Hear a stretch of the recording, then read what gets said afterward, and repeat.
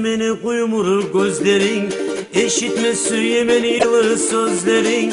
Görmege su yemeni kuymur gözlerin, eşitme su yemeni yılır sözlerin. Sakın amanın şokun seni gör gelin, kaydasan suygenim gözleyimeni seni. Beni göz yaşlarım gözlerimden aktırıp, yüreğimin sağa bağıp baktırıp, hadi geçilir seni izleyimim.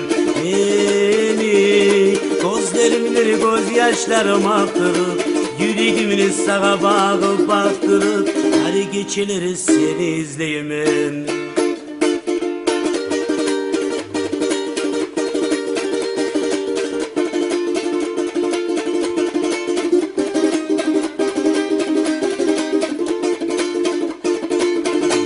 Çileyi gördüm denizi yakada, şu günden sonra geldin beni oyuma. Çileyi gördüm denizi yakada, şu günden sonra geldin beni oyuma. Unutma boğum ayman kuymur gözlerin, şu gün deniz boyda aytkanı sözlerin.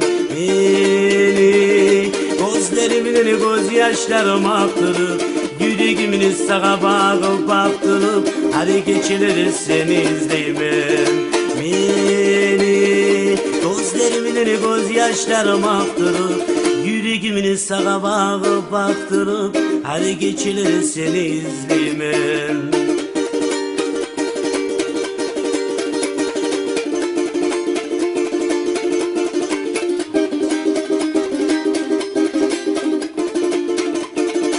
Kaydasan suygenim gözye görünmey, kuştay uçup gittin bana söylemey.